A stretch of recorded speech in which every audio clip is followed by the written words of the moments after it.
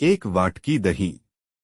જ્યારે સસરાએ દહીં માંગ્યું તો પુત્રવધૂએ તે માટે સંમતિ આપી અને પતિને આપી। પતિને પત્નીનું વર્તન બિલકુલ પસંદ નહોતું, આથી તેણે પત્નીને પાઠ ભણાવવાનો પ્રયાસ કર્યો। એક વૃદ્ધ માણસ તેના પુત્ર સાથે રહેતો હતો। તેની પત્નીનું ઘણા વર્ષો પહેલા અવસાન થયું હતું। પુત્ર તેના પિતા દ્વારા સ્થાપિત વ્યવસાયને સારી રીતે સંભાળતો હતો। કુટુંબમાં બધું તે સારી રીતે ચાલી રહ્યું હતું। પિતાએ સારા સંબંધ જોઈને પુત્ર સાથે લગ્ન કર્યા। છોકરી પણ ભણેલી હતી। હવે દીકરો ધંધો સંભાળશે અને વહુ ઘરની જવાબદારી સંભાળશે। પુત્રના લગ્નના લગભગ 1 વર્ષ બાદ આ ઘટના બની હતી। વૃદ્ધ પિતા બપોરના સમયે જમતા હતા ત્યારે તેમનો પુત્ર ઓફિસેથી ઘરે આવ્યા હતા। તે હાથ અને મોઢું ધોવા ગયો અને ભોજનની તૈયારી કરવા લાગ્યો। વૃદ્ધ પિતાએ પુત્રવધૂ પાસેથી દહીં માંગ્યું, પરંતુ પુત્રવધૂએ એવું કહીને ના પાડી દીધી કે આજે ઘરમાં દહીં નથી। પુત્રએ આ સાંભળ્યું, પરંતુ જ્યારે તેનો પતિ જમવા બેઠો ત્યારે તેણે જોયું કે વાટકીમાં દહીં હતું।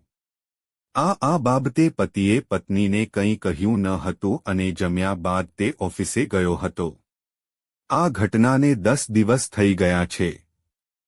પુત્રએ તેના વૃદ્ધ પિતાને કહ્યું કે મેં નક્કી કર્યું છે કે આજથી હું ઓફિસમાં સામાન્ય કર્મચારી તરીકે કામ કરીશ અને મને જોઈએ તેટલો પગાર આપશો। હું ભાડાના મકાનમાં રહીશ કારણ કે આ ઘર તો તમારું છે। જ્યારે પિતાએ આ સાંભળ્યું ત્યારે તેમને ખૂબ જ આશ્ચર્ય થયું।